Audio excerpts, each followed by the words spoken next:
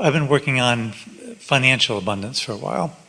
I've had some great manifestation success with that.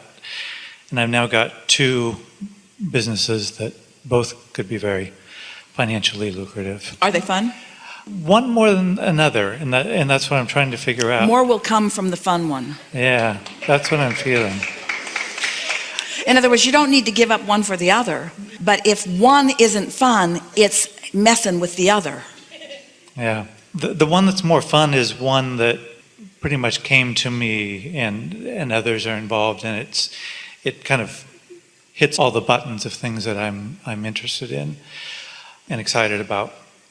And the other one is something that I've tried a few times and have had challenges with, and So you've got resistance in it, which is keeping it from being fun. Yeah. So make it fun or let it go. It's good advice. Yeah. Have fun with it or let it go. Have fun with him or let him go. Mm-hmm. Have fun with her or let her go. Have fun with it or let it go. Yeah. Meaning person, place, thing, idea, whatever it is. Have fun with it or let it go. As long as you're having fun with it, then the momentum is positive and it will get better and better. If you're not having a good time with it, then it's evoking effort from you, and then the effort just makes you tired and keeps you from having fun. Yeah. I'm feeling too, that maybe some of my conflicting thoughts around it are around my coming into alignment with financial abundance in general, and that. But yeah, that's part of it. I keep questioning, is that the right vehicle? Do I need to change it in some way? Well, find the vehicle and make it right. Mm-hmm. You're not in an unfun way looking around for the right vehicle, and when you find it, you feel fun. You get fun, find a vehicle, and your fun makes it right. Mm-hmm. Yeah. Source energy can flow toward anything, and when source energy flows, this is what happens when source energy flows to something through you. It expands, it becomes more interesting, it gathers more cooperative components, it gathers momentum, it becomes more. That's just what happens with your focus. And so if something's already got your focus pinched off because you already have beliefs about it that aren't letting it flow, then sometimes it's just easier to let it go and give your attention to something else. We can tell that we're having a pretty strong conversation about effort versus trusting, about letting it be rather than making it be. And it's also a strong conversation or evidence of a belief. It's sort of like pushing the noodle. It's the difference between allowing it to unfold and trying to make it unfold. And there's a belief within you, it's within a lot of people, that says, my attention to it and my effort factor are what are going to make this go. And we say, it's actually the other way around. It's your absence of resistance that's going to let something that you want go. It's not your attention to it and your hard work and effort that makes it go. And people don't get that because there is a certain action factor that does make the difference. In other words, you could line people up with something to move from one place to another, and a strong person could pick it up and move it faster than a weaker person. Someone more determined is going to move that physical thing further. But that's not the game you play in. You're playing in a game of higher stakes with faster currents and energies and bigger repercussions and bigger results than just moving something from one place to another. So don't let yourself be confused about what a little bit of mediocre action can accomplish in relationship with what true alignment to the energy that creates worlds can accomplish. And sometimes people sacrifice their alignment and all of that power for just using their brute strength or willingness to dig in with their minds to accomplish something. Did you hear that? And you know how you can tell the difference? By how it feels. If it feels hard, it isn't working. If it feels hard, you're working. It isn't working. Allowing the universe to provide is really what you're wanting to have at the basis of all of this. You're thinking things into being. You're not doing things into being. You're finding a vibration that then allows a thought. And when you receive the thought, which inspires an action, that's a whole other thing than making something happen by realizing that you've got to dig in and make it happen. Can you feel the difference? And you've been sort of presenting those choices to us in the conversation all along here just now. Yeah. It would be like saying, I've lived enough life to know what I want relative to, let's say, a relationship. Just stay with us for a moment. And I don't currently have that dominant, significant relationship that I want. But I've lived enough life and I've put it into the vortex. So now I'm going to trust the universe to yield it to me through my path of least resistance. And then you get an idea. I'm going to do online dating. Well, you want to ask yourself, where did that idea come from? Did it come from here or did it come from here? Is it effort?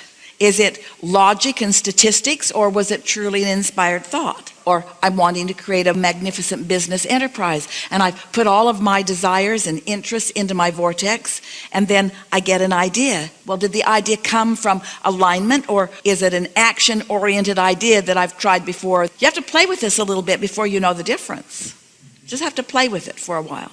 And soon you'll be able to tell the difference about where the impulse is coming from the receiving mode of my connection with Source, or from the receiving mode of me just being tired of not having what I want. You're always in some receiving mode because your tuner is always on. You just want to be aware of what you've got it tuned to. And you can tell that in a pretty accurate way by just assessing, what's my general mood been today? If I've been just sort of awkward in my being and ornery and disappointed about life and discouraged and halfway depressed, it's a pretty good sign that every idea you got came from here, not here.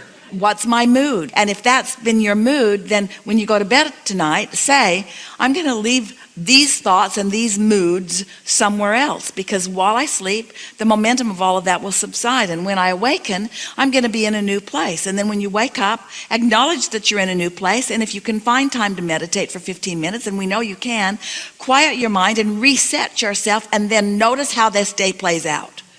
We've been talking about meditation with you all a lot today, and we know that these are only words to you until you've actually quieted your mind and gotten to that place where you are actually feeling detached from your body, and where you can actually feel yourself feeling different than you have felt in terms of consciousness, and where you're detached enough that you really can't tell your toe from your nose. In other words, you can feel that you're in that different space, and then an idea occurs to you and feels good when it occurs, and then produces really good experience as you follow through with it. Until you've actually had that experience, then you don't know what we're talking about here.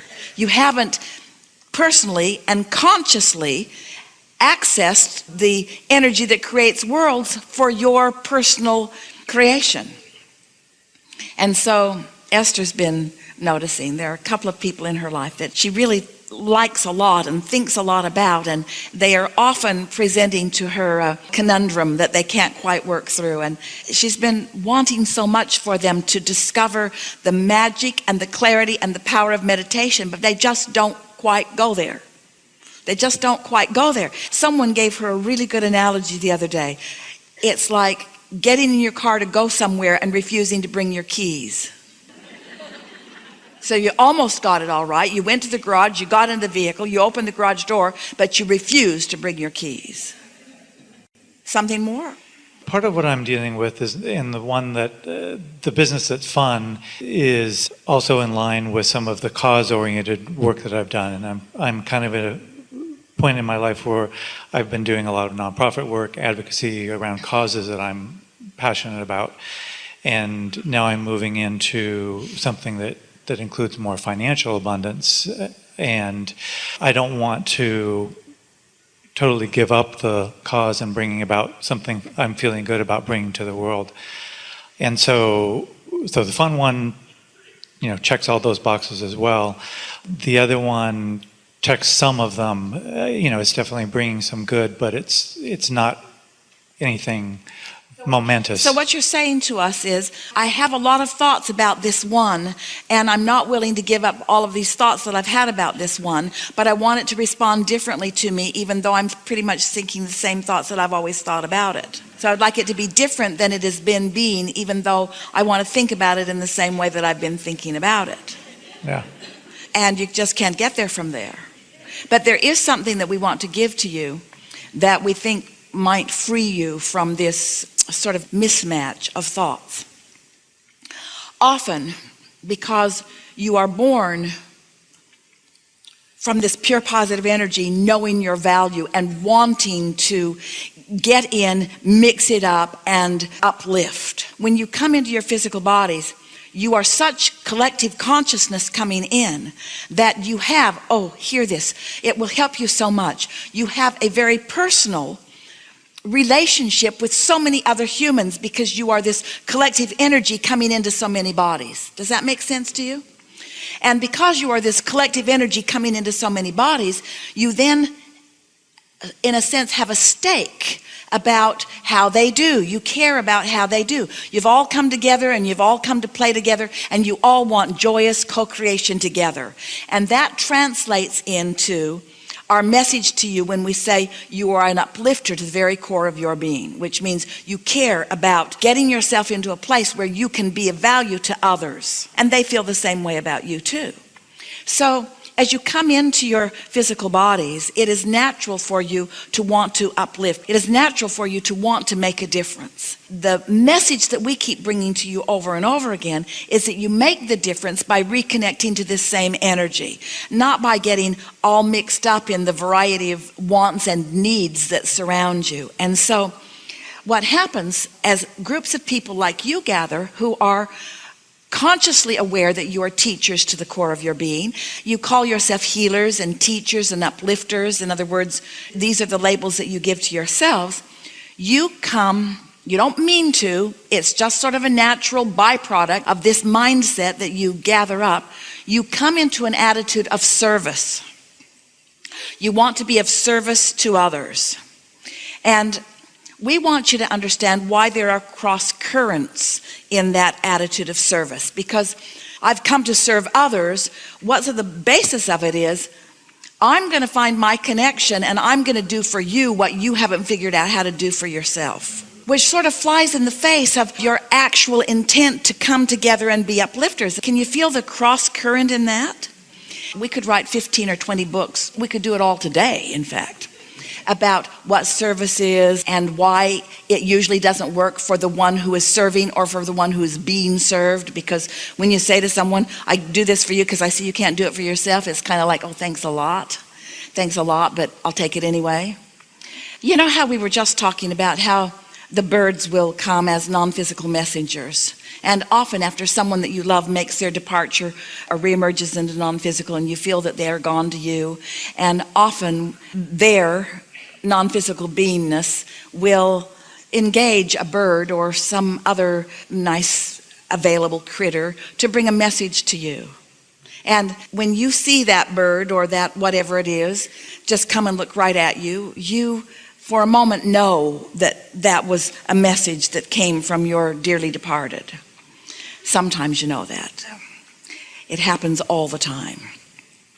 And what we would like you to realize is that when you consistently hang around in step 3, 4, 3, 4, 3, 4, 3, 4, 3, 4, where you're in the allowing mode, where you are appreciating and meditating and feeling good and feeling satisfaction and mostly tuned in, tapped in, turned on and feeling good and feeling joyful and having fun, and then you are like these beasts that roam your planet and the airways of your planet, where when someone else is asking, very often you can be the step 2 in their equation.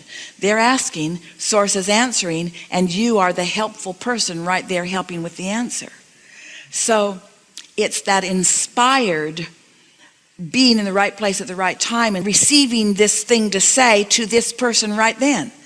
You see what we're getting at? That is the ultimate service that you could offer to anyone. So what we're really saying to you is, unless you're in the receiving mode, you cannot be of service to anyone.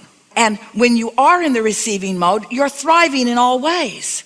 So sacrifice and not letting yourself thrive in all the ways you want to thrive never can put you in a place of service to anyone else that's of any value. You got to be thriving to really serve. You've got to be thriving to really be of service. Because if you're not tuned in, tapped in, turned on, you don't have anything to give anyone except some hard work and action and sacrifice, which does not amount to very much. That's helpful, isn't it? Very. Yeah. Thank you. Yeah.